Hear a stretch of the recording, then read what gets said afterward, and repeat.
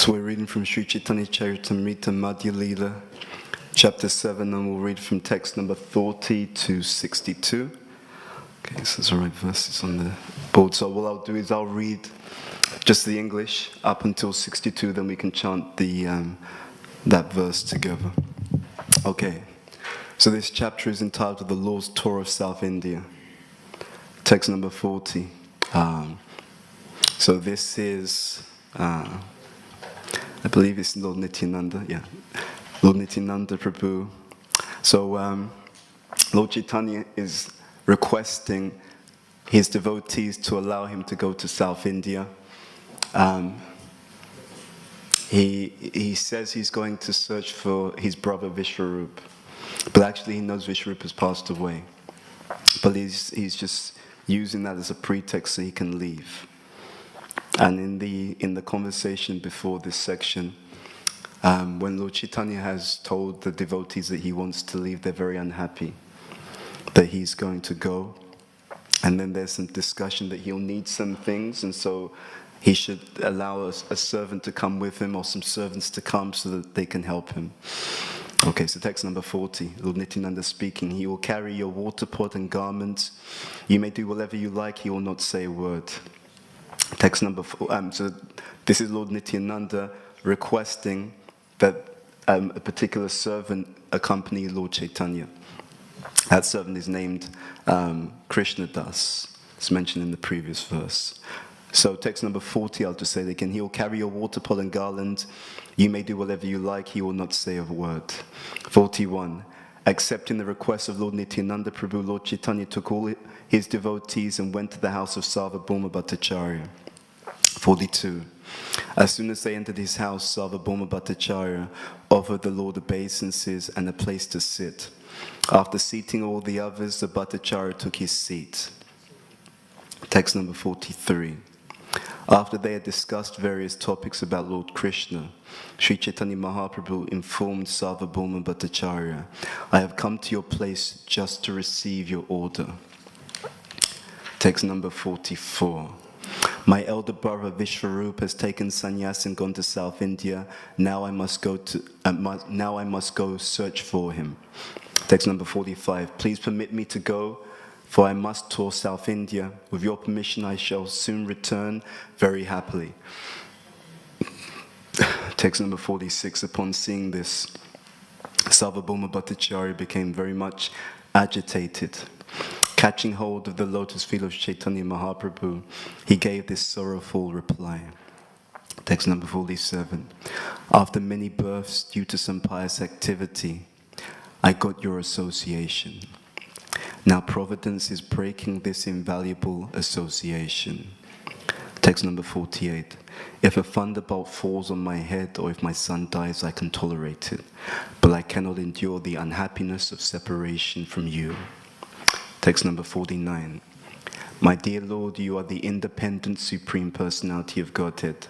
Certainly you will depart. I know that. Still, I ask you to stay here a few days more so that I can see your lotus feet. Text number 50. Upon hearing Sarvabhauma Bhattacharya's request, Chaitanya Mahaprabhu relented. He stayed a few days longer and did not depart. Text number 51. The Bhattacharya eagerly invited Lord Chaitanya Mahaprabhu to his home and fed him very nicely. Text 52. The Bhattacharya's wife, whose name was Sati Mata, the mother of Sati, did the cooking. The narrations of these pastimes are very wonderful. Text number 53. Later I shall tell about this in elaborate detail, but at present I wish to describe Sri Chaitanya Mahaprabhu's South Indian tour. Text number 54. After staying 5 days at the home of Sarvabhauma Bhattacharya, Sri Chaitanya Mahaprabhu personally asked his permission to depart for South India. Text number 55. After receiving the Bhattacharya's permission, Lord Chaitanya Mahaprabhu went to see Lord Jagannath in the temple. He took the Bhattacharya with him. Text number 56. Seeing Lord Jagannath, Sri Chaitanya Mahaprabhu also begged his permission. The priest then immediately delivered prasadam and the garland to Lord Chaitanya. Text number 57. Thus receiving Lord Jagannath's permission in the form of a garland, Sri Chaitanya Mahaprabhu offered obeisances, and then in great jubilation he prepared to depart for South India. Text number 58. Accompanied by his personal associates and Sarvabhauma Bhattacharya, Sri Chaitanya Mahaprabhu circumambulated the altar of Jagannath. The Lord then departed on his South Indian tour. Text 59. While the Lord was going along the path of Alalanath, which was located on the seashore, Sarvabhauma Bhattacharya gave the following orders to Gopinath Acharya. Text number 60. Bring the 4 sets of loincloths and outer garments I keep at home, and also some prasadam for Lord Jagannath. You may carry these things with the help of some brahmana. Text number 61. While Sri Chaitanya Mahaprabhu was departing, Sarvabhauma Bhattacharya submitted the following at his lotus feet. My Lord, I have one final request that I hope you will kindly fulfill. Okay, so we'll chant text number 62 together. I'll just read the purport and then we will discuss. Ramananda Royache Govardhari Tire.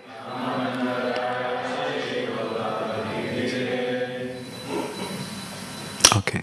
Adhikari Hayenya Tenho Vidyanagare.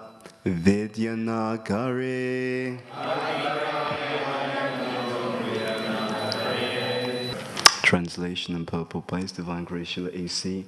Bhaktivedanta Swami Srila Prabhupada Ki Jai. In the town of Vidyanagara, on the bank of the Govardhari, there is a responsible government officer named Ramananda Roy. Purport. In the Amrita Prabhaha Bhasya, Srila Bhaktivedanta Thakur states that Vidyanagara is today known as Porbanda. There is another Porbanda in western India in the province of Gujarat. Okay,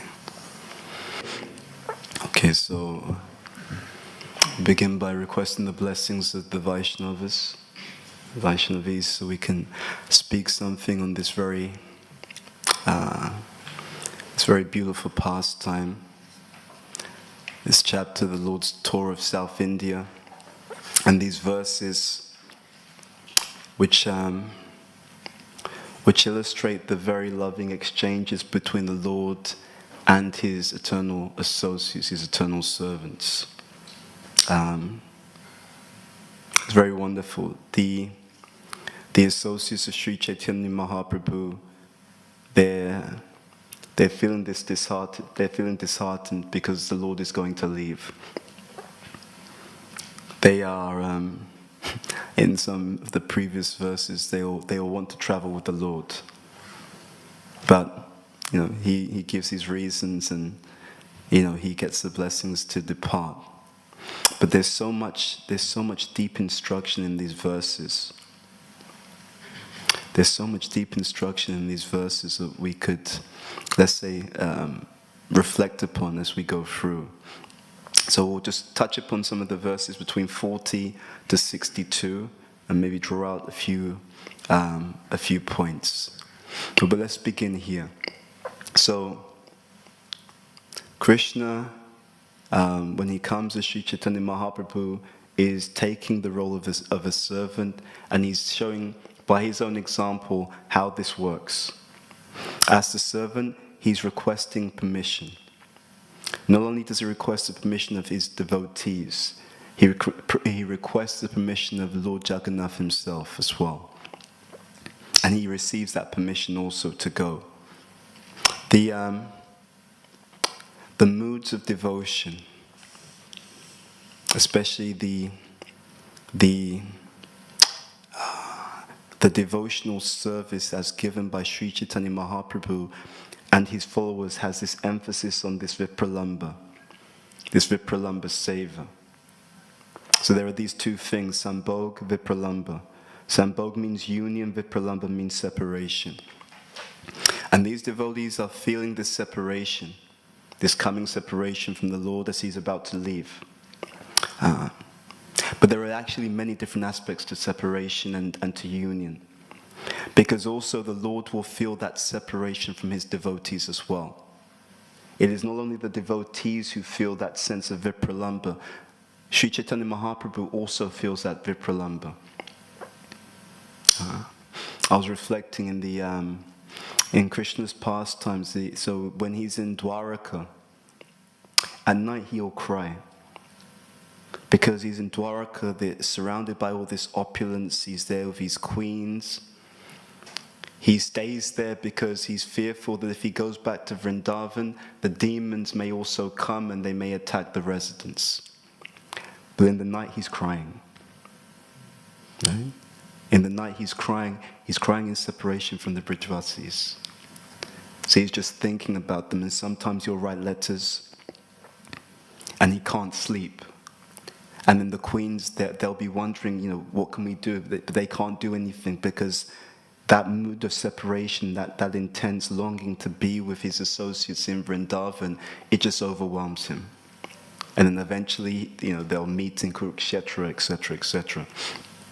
So he'll have the Lord will have his own feelings of separation, his own longing for his devotees, as they also long for him.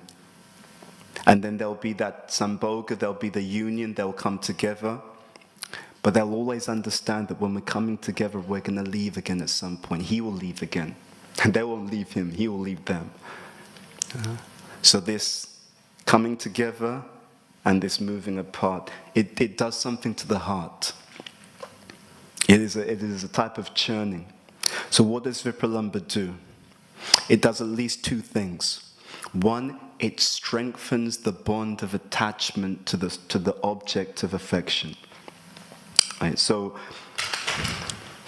even in the material world, right, if you get something and you're only allowed to have it for a short period of time, and then it's going to be taken away from you, it changes the way that you deal with that particular thing. Right, so that's the first point. So it strengthens the bond of the attachment. But the other thing is that it expands the object in terms of the meditation. When you are away from something that you're now attached to, the meditation on it becomes stronger, deeper, more and more expansive. It literally takes over the heart. So this is the nature of the true form of love and loving exchanges. Deep attachment and complete absorption in the object of one's attachment. So just as here the devotees are feeling the Lord's going to leave, this is strengthening even their feelings of attachment. They're meditating even more on the Lord. You shouldn't leave. If you leave, make sure you take a servant. If you take a servant, make sure he carries these things on your behalf. In previous verses, Lord Nityananda has expressed his concern. He said, if you go by yourself, if you, Lord Chaitanya, go by yourself, what will happen when you experience these ecstatic symptoms of love? How will this work practically? So please, make sure that we have these facilities and arrangements for you. So sambhog, so union, vipralamba, separation. There's also another type of sambhog and vipralamba. So Krishna feels separation for his devotees, but also different devotees feel separation from Krishna at different times. So Krishna has these daily pastimes. So right now, for example, between 6 a.m. and 8:24 a.m. So Krishna wakes up in the morning, and then he'll greet his mother, so they'll embrace. And then what he'll do is he will go to the cows. He'll go down the hill, and he'll go to the barn. The cows are waiting for him. There, of course, they're feeling separation until he comes. Then this sambhoga, union. They feel that union. And Krishna, he'll lovingly greet the cows, he'll milk the cows. And then he'll come back home, and then he'll be dressed by his servants. He'll be dressed and bathed by his servants. And then Krishna, Balaram, the cowherd boys, they take breakfast together. That breakfast that they take, that breakfast is prepared by Srimati Radharani, but it's served by Mother Yashoda. So at this time, these pastimes are going on with Krishna. But whenever Krishna is with one group of devotees, of his eternal associates, the other group are feeling separation. So when he's going to see the cows, the parents will feel separation. He's taking breakfast with the cowherd boys, they feel that union, but when he's away from them, they'll feel separation. In the evening, he'll be with his parents in the evening, and even in the town, people will just be gazing upon him. So different groups of devotees will feel separation at different times. So again, union, separation. Coming together, this strengthening of attachment, and attachment becoming even more strong when people are separated. And as devotees also, we can consider that with separation, if you have a sense of the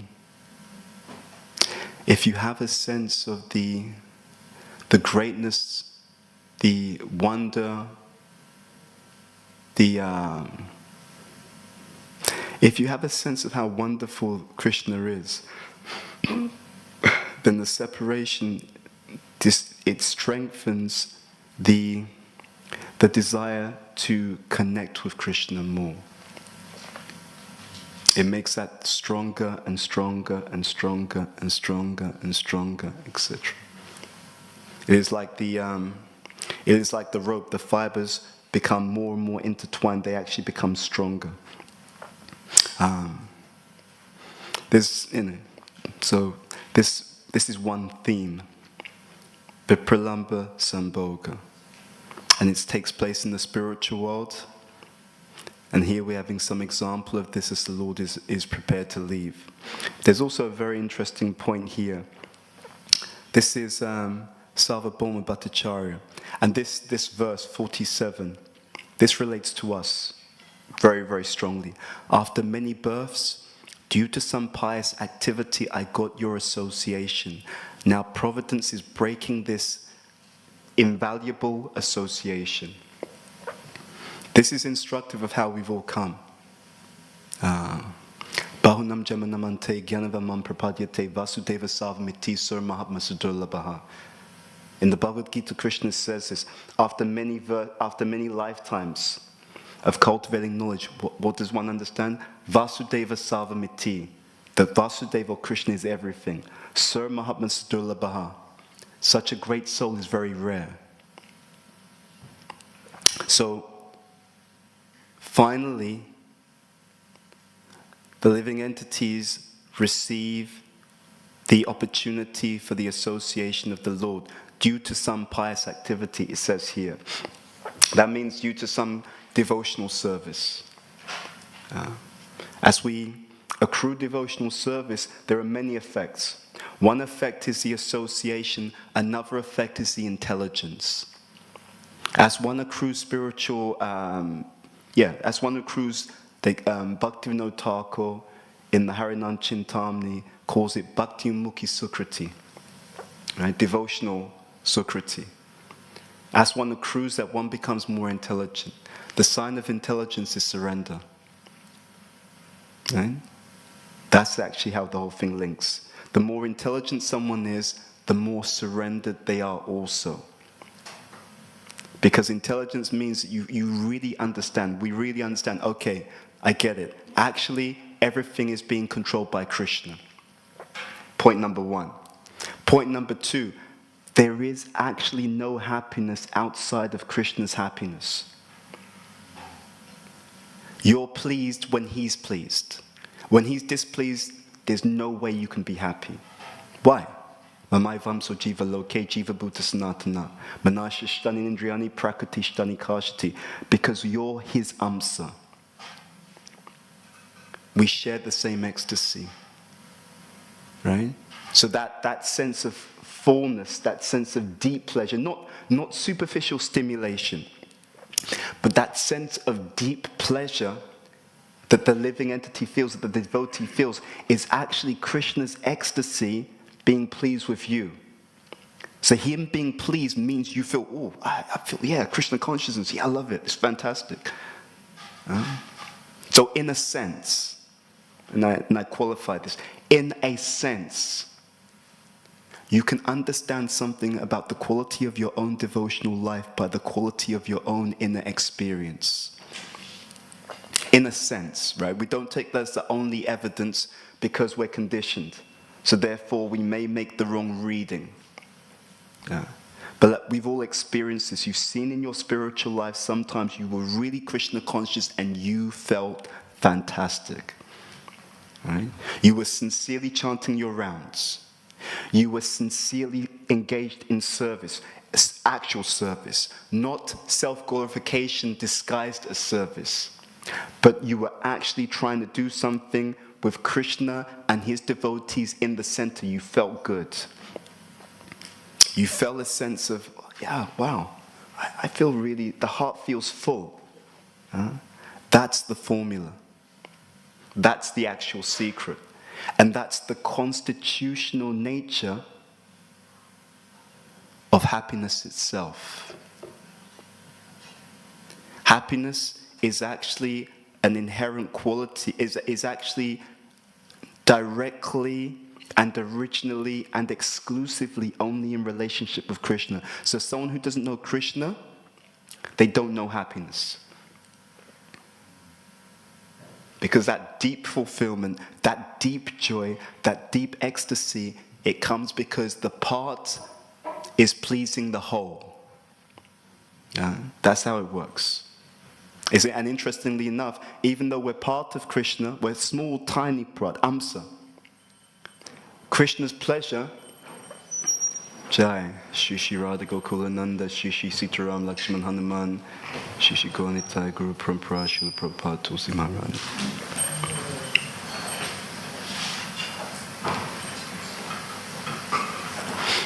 Even though we're tiny parts and parcels of Krishna, the happiness of his servants is greater than his own happiness. Very interesting. And Prabhupada makes that point in the Krishna book. He says the gopis enjoy hundreds of thousands of millions of times more than the Lord himself. So that's the constitutional arrangement. This point, how after many births, due to some pious activity, I got your association. Now providence is breaking this invaluable association. This word's very interesting. Invaluable. This invaluable association. What does it mean when you truly value something? Anyone can say something. You can say, I value Krishna consciousness. Everything has its lakshana. Everything has its symptom. So the way that we deal, if you actually just watch yourself, if we observe ourselves, we can understand everything about what we think about Krishna consciousness, just by self-observation. The special quality of attentiveness is that it's a two-way equation. When you're very attentive to something that's inherently valuable, your value for it or your respect for it goes up. Okay? And then the other side is also true. If you respect something properly and it has that quality, it starts to reveal its true nature to you. In the ancient times, the sages, for example, in Ayurveda, the reason why they have such detailed analysis of this herb and this herb will do this herb will do that, is because what the rishis and sages would do is they would meditate upon a particular herb. And by meditating upon that particular herb, their mind will take the form of that particular herb. And within their mind, they'll be able to examine that herb and through that meditation to understand the particular properties that it had. Something similar happens in the life of a devotee. By meditation upon Krishna, more and more one starts to understand various aspects about the Supreme Lord, not just generally, but actually each and every one of us, we have our Krishna. It's the same one person, but there's always a unique relationship because every devotee is unique. Just take a moment to think about this. How does Krishna show up in your life? For some of us, he's a bit more on the mischievous side, right? He likes to keep you a little bit, he likes to play games with you. He has a bit of a sense of humor, you can feel it, right? So for some of you, he's a bit more playful. You know, I know they'll appreciate this joke, right? So I'm going to arrange this to happen or that to happen.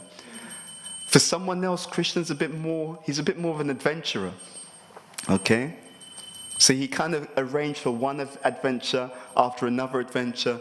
You know, sometimes I was looking at the entries from Indrajumna Maharaj, for example, right? Was it Diary of a Traveling Monk? And it's kind of like you're just thinking, am I reading the life of a guru, or is this Indiana Jones, right? And you think you can't arrange that many adventures in your life. Someone else has to be planning that for you. So there's a certain mood, a certain reciprocation, because he knows you really well.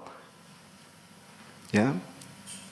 We're thinking of it one way. We should render some service to Krishna. Krishna loves to serve his devotees. He loves to serve his devotees. He loves to look after his devotees. Because he loves to have a really affectionate exchange. It's actually the central point of his existence, to have these deep loving exchanges with devotees and to derive the unique pleasure of that affectionate exchange with each and every one of us. So just think about, how does Krishna show up for you? How does he express himself in your life? And the more that we surrender, the more he does that. That's the whole point. These loving exchanges are the eternal, blissful state of human existence. And the further we go away from that, the less fulfilled that we are. That's how it actually works. So, invaluable association. There's two types here. There's the invaluable association of Krishna. There's also the invaluable association of his devotees. Someone has to recommend us to Krishna. Right? Ultimately, the person who recommends us to Krishna is Srimati Radharani. Because Krishna belongs to Srimati Radharani. There was a class Prabhupada gave in Berry Place. I don't remember the year. But he actually makes that point. It was Radhastami. It was a Radhastami day. And he refers to Radharani as Jagan Mata. Right? Our mother Radharani. And he says, you please recommend me to your Krishna. So this is a way we approach through the devotees. And this is really important in spiritual life. In spiritual life, it's really not about what you know. Although we read the books and we try to understand Krishna, it's really all about who you know. Right? The networking in this material world is a perverted reflection of the eternal principle that if you're able to please someone who is dear to Krishna, who has a relationship with Krishna, they will recommend you. That's how the whole thing works. But there's some subtlety to this. You see, and we see this in our movement. Seemingly advanced devotee or great devotee or senior devotee, let's fall on the ground, let's pay our dandavats, let's act very, very humbly, right? And I do emphasize act, not be humble. Let's act humbly, right? So we get a lot of that, right? The devotees, they could win awards for drama. They're that good. The acting is that good. Anyway, that's an aside. That's a whole other class. So, senior devotee, let's act a certain way. But how we deal with our seniors is cultivated in all the other exchanges. You see? Relationship, everything is interdependent. If I mistreat my juniors and I mistreat my peers, it contaminates my consciousness, and therefore, even in my dealings with seniors, I will not be able to receive their proper blessings because my consciousness is polluted by the misbehavior I have with other people. You see?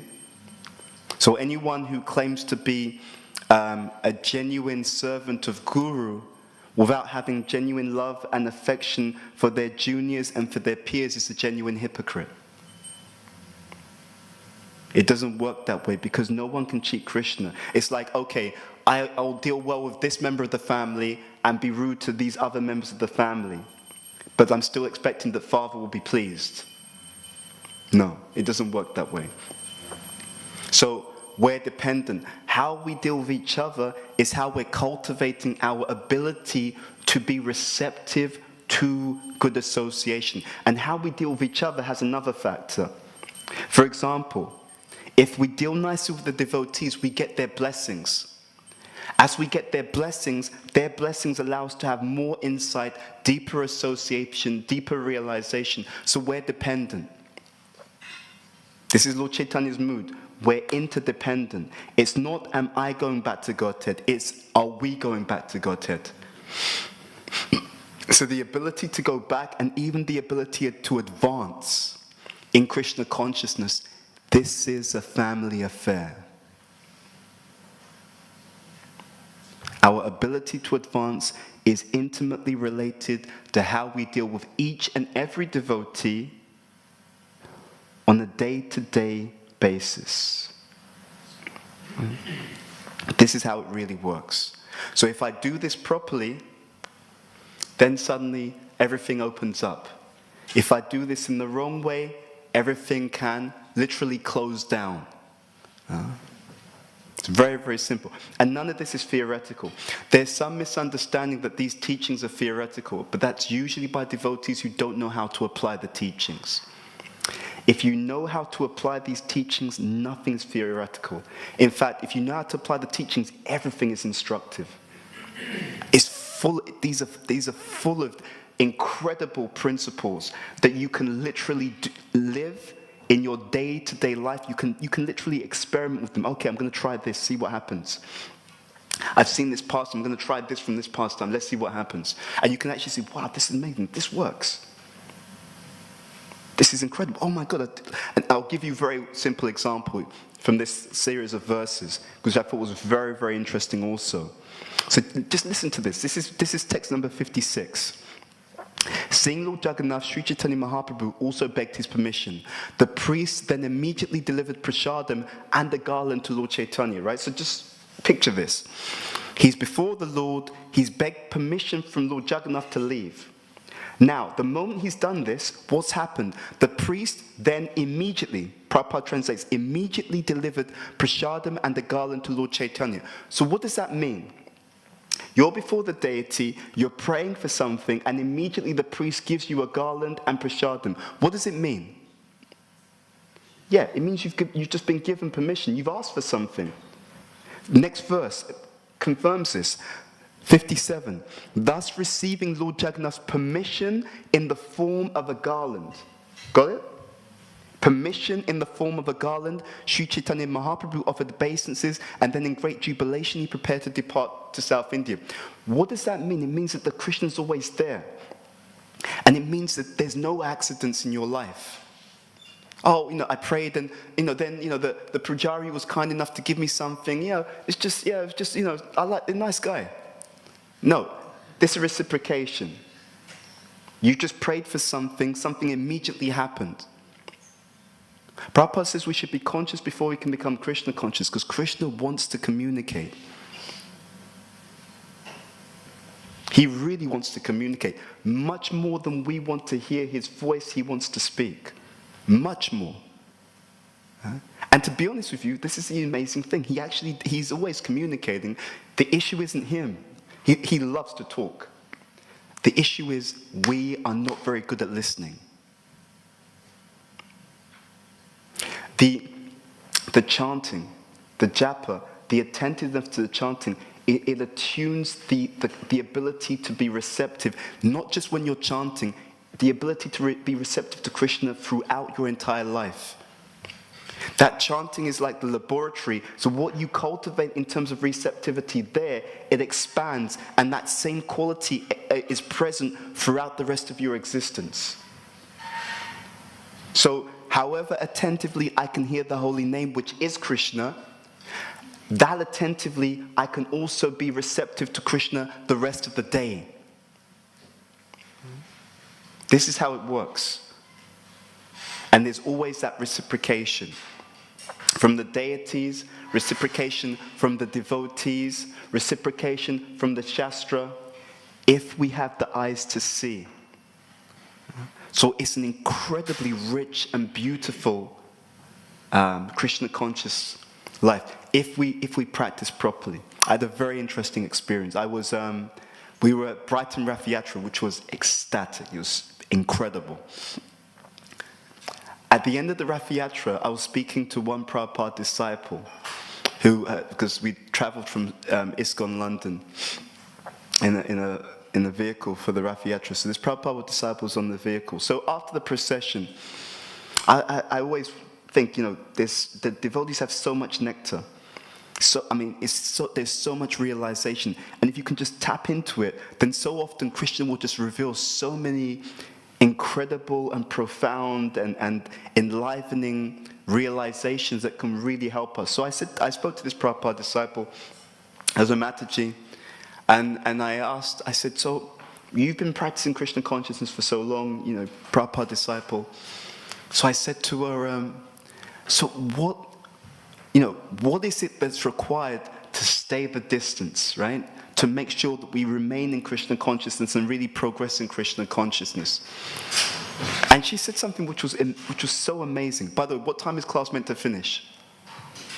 8:30. I'll say this point, then we'll close. So I'll end on this point.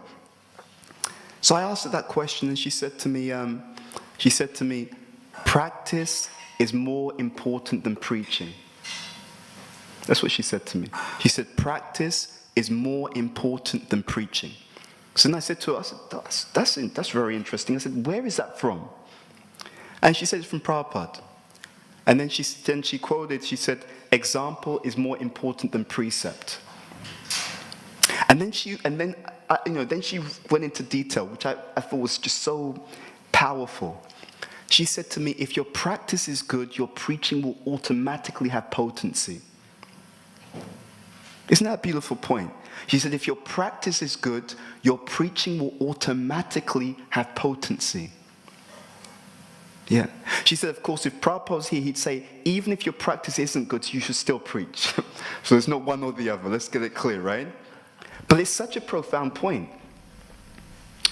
Our teachings are an ecosystem. It's a spiritual ecosystem because everything is going to feed into everything else. So if our practice is good, automatically our preaching will have potency. Now, potency doesn't necessarily mean external effect. It's not necessarily so obvious, but it has potency in whichever way Krishna wants to use you at this point in your life. I was the first time I think it was Mayapur. We were on Parakram, and there was some seniors, and they were talking about how they met one senior devotee who said how when Prabhupada was on the planet, no one thought that he was going to be the person to spread Krishna consciousness all over the world, right? Householder, has a business, doing something, but it's the sannyasis going to really make it going to happen, right? The sannyasis, they're the ones who are going to, do the way they call it in the business world. It's Bhaktivedanta sannyasis who are already there. They're going to do the heavy lifting, right? Yeah, that term, right? Stand aside. I'm going to do the heavy lifting. That kind of idea. But all the time, Prabhupada was being prepared. So Krishna has his own time frame. He has his own diary. And he has his own desire for you. I am going to end on this point. I was speaking to a friend recently, and it was actually quite sad, because what we saw was that someone in our circle, you could see they're not happy. And why they're not happy? They're not happy because they're not doing what Krishna wants them to do for him. Right? For whatever reason, they're trying to be like everyone else. They're just trying to follow the crowd. But that's not what he wants of them. So you can kind of see this thing playing out. And it's not that they're not sincere. It's not that they're not sincere. But they're not, it's so obvious you're not doing what Krishna wants you to do. So you're unhappy. You know? And it's such an easy shift. If we really understand, it's not about the validation externally. It's not about the external prestige. You can have all those things, but if you're not doing what Krishna wants you to do, you will be miserable. And you'll even start to question, does this Krishna consciousness actually work? Because I'm going through the motions, but it's not like that. It's more than going through the motions. It's the essence of it all. As Bhaktivedanta Thakur says in his Harinam Chintamani, the Swarup Lakshanam is surrender. You know your Krishna consciousness is moving in the right direction if you are becoming more dependent on Krishna. Right? Because there's two spectrums. On the one hand, I'm the controller, I'm doing it. On the other side is I'm not doing anything. Krishna's in charge, but I'm going to serve as he wants. Krishna says you go left, you go left. Krishna says you go right, you go right. And you trust that if I do what he wants, he knows me, he loves me, everything else is going to be taken care of. That is real faith. And that is, if you can feel, you move in that direction, you immediately feel, oh, yes, yes. I feel full, I feel content, I feel satisfied. I'm moving in the right direction. Okay. So maybe we'll stop there. Maybe we can take some questions if that's okay. Yeah, is that okay? Who's because I don't want to go too much of the time, yeah? So, yeah, maybe one question. So, I think I saw your hand up first. Just a very quick question. So, getting this information from Krishna, so we know that we're working according to his plan. Is that coming through the Guru? Or is that Yes. coming through? It comes through Guru. It comes through Guru. It comes through Guru, but also bear in mind that Gurus is plural. Yes. See, if I say Prabhu and actually mean it, that means I'm your servant.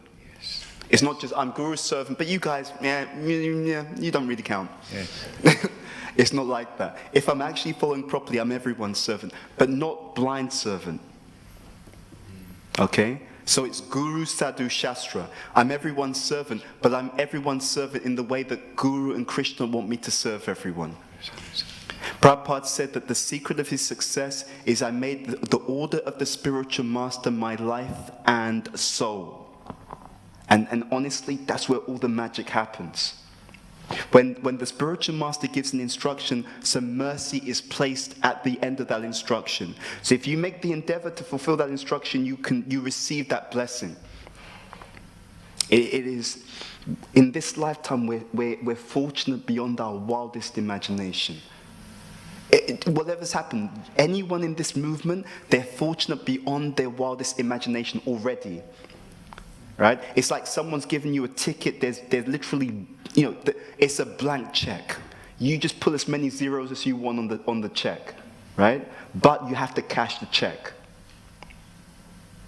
That's the one thing. The check has been given, but you have to cash the check. This process of Krishna consciousness, this is how you cash the check. Right? This is how you cash the check. It's a blank check. The blessings are unlimited. The happiness is unlimited. The ecstasy is unlimited. The reciprocation is unlimited. But you have to cash the check. Okay, so we'll stop there. Shri Chaitanya Charitamrita ki jai. Srila Prabhupada ki jai. Jai Nitai Gaur Premanandi Hari Hari Bol.